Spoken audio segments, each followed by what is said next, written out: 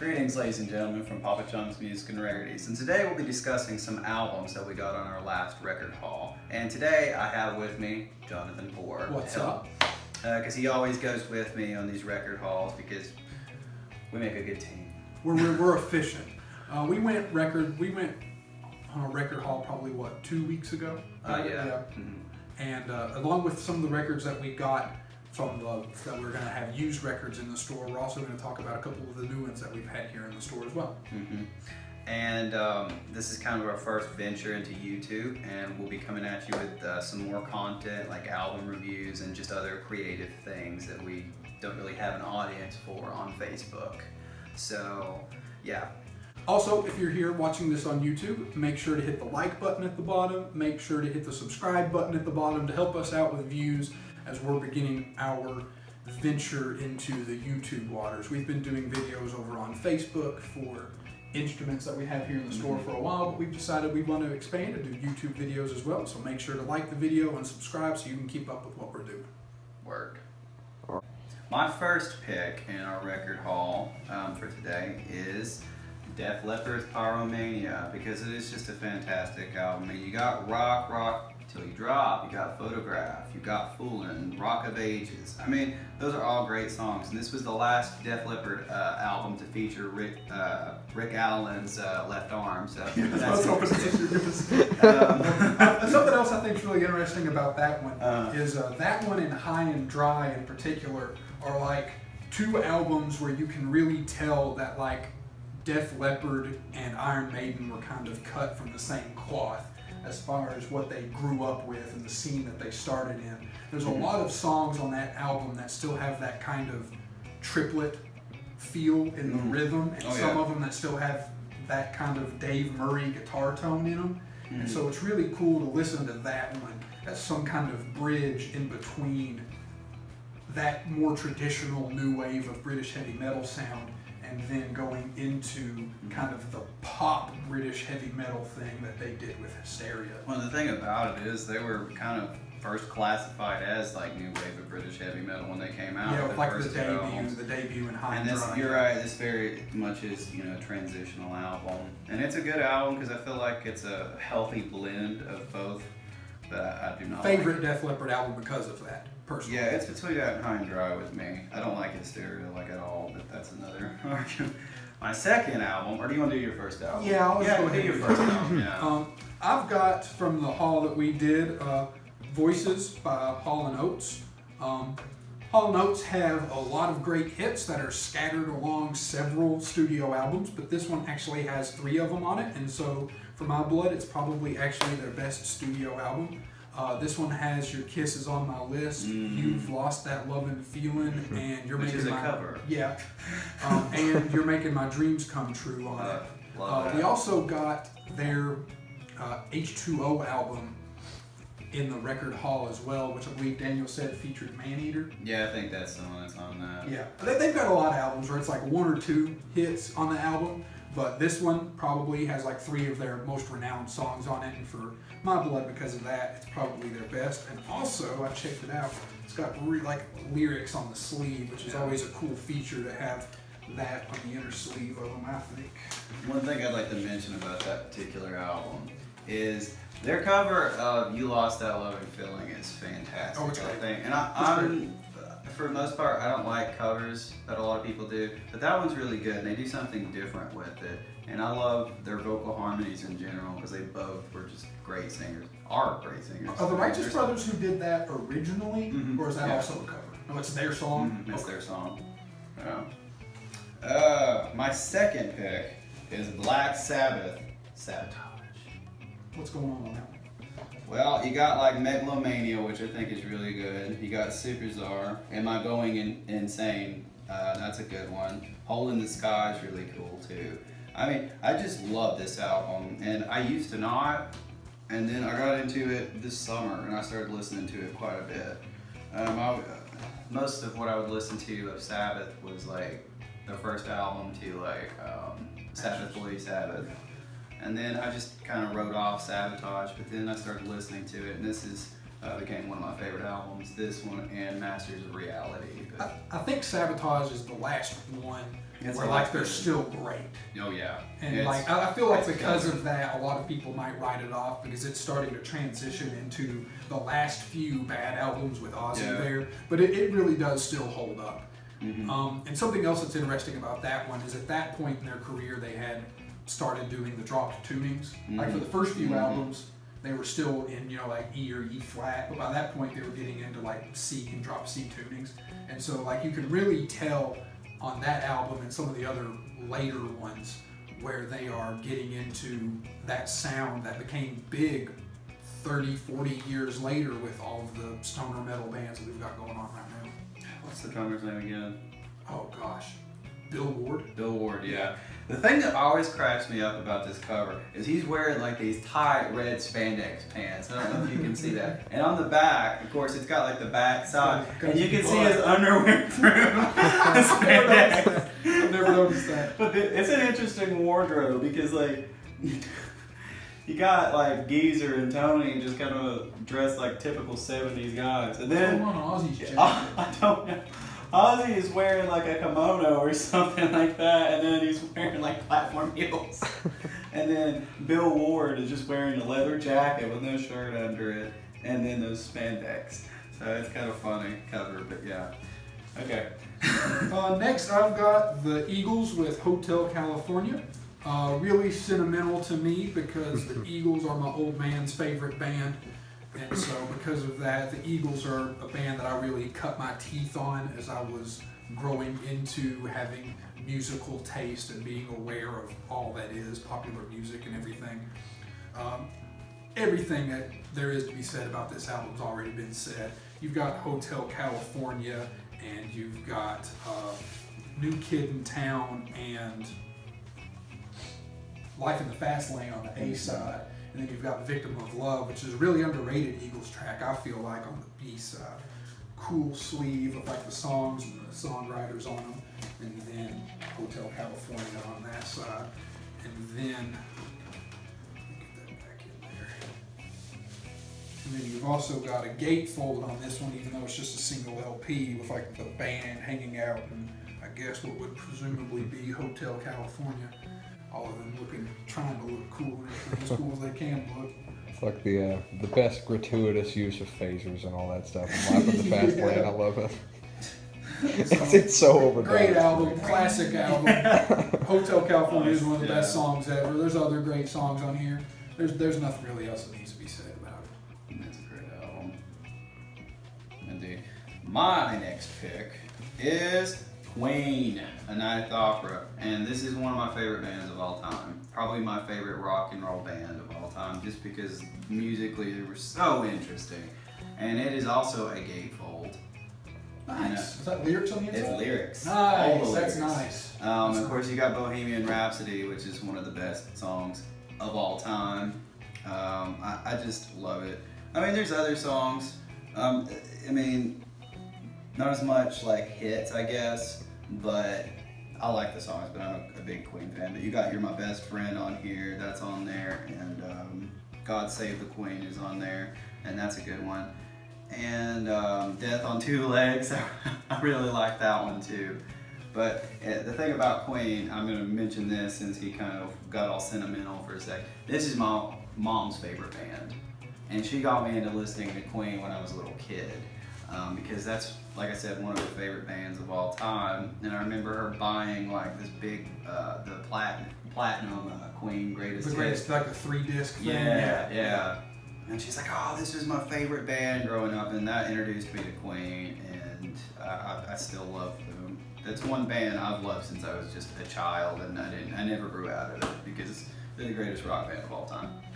The number one thing I've got to say about Queen, and like that album in particular, is like I'm not nearly as much into Queen as you are, and I feel like that's my loss. I'm aware of that, but like I feel like Queen is a band that there's a lot of deep cuts that hold up just as good as some of their, or if not better than some of their better known songs do. Yes. But even for like someone who isn't that familiar with Queen, this would probably be the number one album I would recommend for starting listening to Queen, because it's got Bohemian Rhapsody, it's a huge song, and it's got other hits that people will probably be familiar with.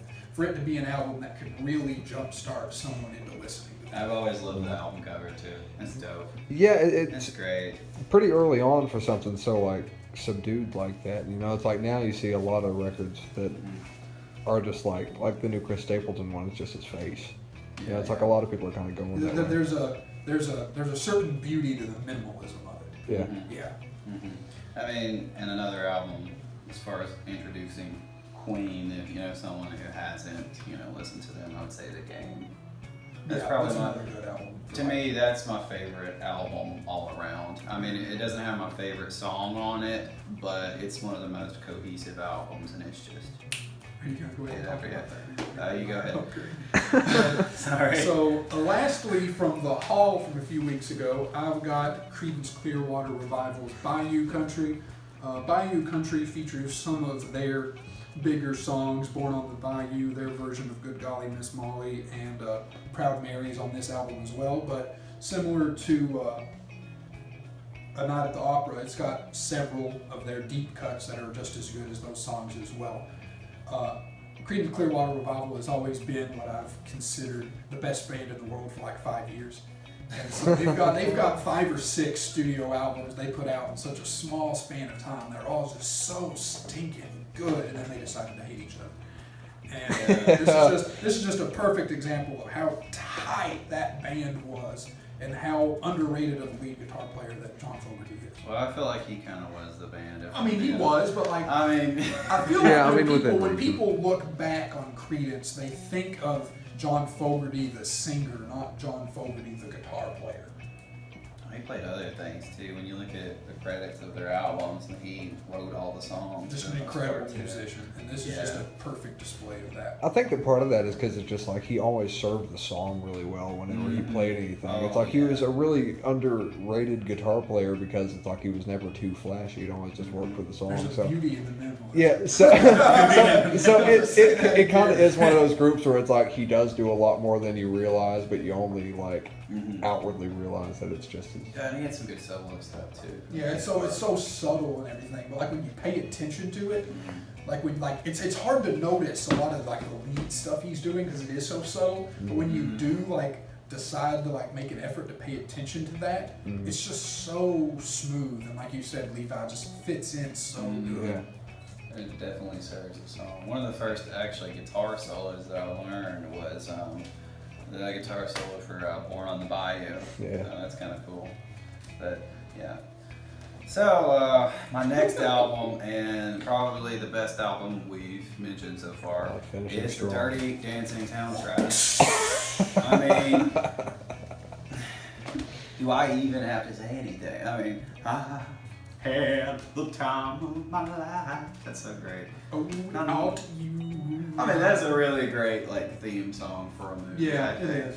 That song's kind of transcended the movie, even honestly. Oh man, it's everything that's great about 80s cheesiness.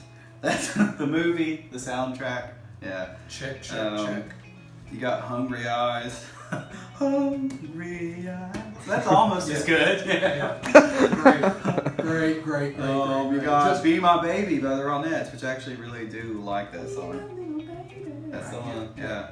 And basically, it's just the soundtrack to B97.5 that we listened to growing up. That's what it is. Oh, wow. And now that you think, read it and think B97.5.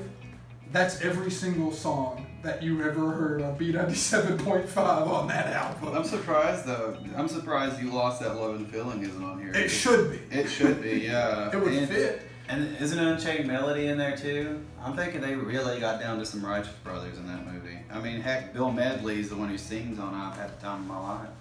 So, well, anyway, yeah. As far as soundtracks goes, it's pretty good. I'm not gonna lie. Yeah. I like this one. I actually do kind of like this album. Then there's something. I did it as a joke, but I was a little serious. There's something. There's something cool about albums that have good soundtracks too. You know, especially from our perspective of it. I appreciate a movie that can really compel me with the music it's playing as well. Yeah, And so- a good score. And Definitely. so, word to it for doing that. And so, we're going to talk about some of the new albums that we've got in the store as Word. well. I've got Mastodon's Crack the Sky, which is my personal favorite Mastodon album and features what is probably my personal favorite Mastodon track with The Last Baron. Just absolutely world class. Good metal. 13 and a half minutes long or something like that. Has this one incredible, almost like Southern rock inspired boogie riff at the end of the song that is so stinking good. The like that thing. It's so good. That's very Brent Hindsy. And then you've also got Oblivion and Divinations were huge singles off of this. And even though those were the singles, at this point in their career, Mastodon were really invested in the album as a whole. Oh yeah. And so even though like those are the three that you're going to recognize on here, everything else on this just works together so good. And a cool little tidbit about this album and about Mastodon's first 4 albums as a whole. Mastodon's first 4 albums are all collectively a concept. Each one of the first 4 albums covers one of the 4 elements. Their first album, what's it called? I can't remember. Crap. Their first album is supposed to be the fire element. Their second album, Leviathan, which is inspired entirely by Moby Dick, is the water element. The third album, Blood Mountain, is the earth element, and then this one, Crack the Sky, is the air element. And so Mastodon went through the trouble of having a concept for each one of their first 4 albums that all link together. And I really appreciate the dedication and the effort that it takes to be able to do that. And it kind of, that culminated with what is probably my favorite Mastodon album. The first album, Remission, that's it, yeah. Yeah. One thing I love about Mastodon as a whole, well, I like the awesome album artwork for that, but I love just how nasty some of the riffs are, but a good kind of nasty, you know, because I just love Brent Hinds Keller. and Bill Kelleher's. Well, he writes all the music for the most part. Really? I And, didn't know that. yeah, Bill Kelleher and Bron Daler do a lot of the writing, and then they take it and they're like, "Hey, Brent, what can you do?" And then Brent does his thing. Does his you like know? Southern rock metal riff. Yeah, Awesome. I love the instrumentation because it's so interesting. It's a great fusion of a lot of different subgenres of metal and other kinds of music. Mastodon kind of falls off after this album. Yeah. Not gonna lie. But yeah. this is a creative peak, I think, of a little bit past the really sludgy metal of their first 3 albums. This is like a really like pristine sounding like progressive metal band. Oh, that's like great. it's so good. That's great. And the album just sounds really good. Yeah, it too. does. It's a good headphone album, I think. Which brings me to my next album. Another good headphone album. This is a really good headphone album. This one is not a joke. I freaking loved this album. Best pop album last year. Best No pop joke. album last year. Paramore's After Laughter album. I love it. It's so good. I tipped him off to it when it came out, and he probably Yes. was a little hesitant about it at first, as I was, and I'm sure as is anyone who is listening to this or anyone who has listened to it up to this point was hesitant when they first listened to it. But it is fan-freaking-tastic. It is. And that's something we could have done because Hard Times, Rose Colored Boy, Told You So. Yeah, see, like that's favorite versus I know, man. versus best though. We were talking Okay, yeah, earlier I was today. about to say explain it. Yeah, we were talking earlier Well, today. those are all about- hits though. Yeah, That's all the hits though. Like no joke, off of this album. we were talking earlier today about a tweet that I saw about the 3 best songs on an album back to back to back, and I've kind of landed. Here's on, another one though. Yeah, I've kind of landed on Thriller, Billie Jean, and Beat It being the answer to that question. Yeah. But there's so much that I love about this album. I like the lyrics. For pop music, it's pretty solid, you know, and I like the instrumentation. And There's some actual like topics on there. As far Oh, as the yeah. lyrics. Like Haley Oh, yeah. Williams actually comes through with actually singing about real stuff. And the music's really interesting. I don't know who plays bass on this album, but he is a machine. The bass line on this album, they're great. The bass and the drums, the rhythm section, the guitars are interesting. They're really, there's nothing like too complex. I mean, you're not seeing a lot of like solo action or anything like that. There's no shred But guitar everything's in it. tight. everything is so tight and it serves the song. I mean, I like a lot of the riffs. One in particular is my favorite song on this is "Forgiveness," and it sounds kind of like. Who does it sound like? Cyndi Lauper. Cyndi That's Lauper. That's what you Yeah. always say it sounds Yeah, like. it reminds me of like a Cyndi Lauper song. I really like Cyndi Lauper, believe it or not. And it just kind of reminds me of like a B-side musically, and it's just an interesting kind of how the beat goes. But I'm not gonna try to sing it, but It's But yeah. it's not a typical Paramore like pop punk album. Mhm. They came through with something that is more like an Mhm. 80s new wave pop album. But they do it in an interesting way. Yeah. It's completely original. Like a lot of the other pop punk bands that were big a decade ago are doing the whole pop thing right now too. But Paramore was really the only one to do it tastefully. Mhm. And they did so while appealing to what one of my favorite genres is with that whole 80s new wave thing. Mhm. So it was cool to hear them kind of call on that sound for that album. Yeah, and then you got, and that's another thing because each song sounds different. Because like I said, "Forgiveness" kind of has a Cyndi Lauper kind of vibe. "Hard Times," it's like I don't know, it's a like banger almost. Like, it's a got- banger. Hard times. It almost reminds me of like almost kind of like a Talking Heads kind of thing as Yeah, well. it's like got, a it's little got that bit of heavy of a Duran beat. It's got that heavy Duran. of a beat to it. Yeah.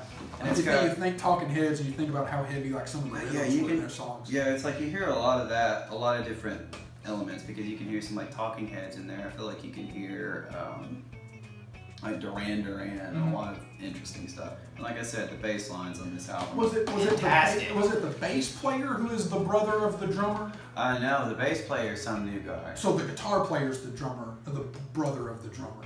Or And something he like that. came back. Like the No. brother came, No, or the the drummer came back, but the other one didn't. That's Yeah, right. because That's right. The The drummer. guitarist was like the one that was in the relationship with Haley. Oh yeah, so that's weird. Can't. Ew. I mean, he was in the band for a while. Yeah, before after the they, breakup. Yeah, after the Okay. breakup, but yeah. So that's I guess all we got as far as that. So Mhm. Few Yeah. few things that we found in our haul as far as used classic stuff, and mhm. a few new ones that we wanted to show off from the store as well. Yep, indeed. Good one.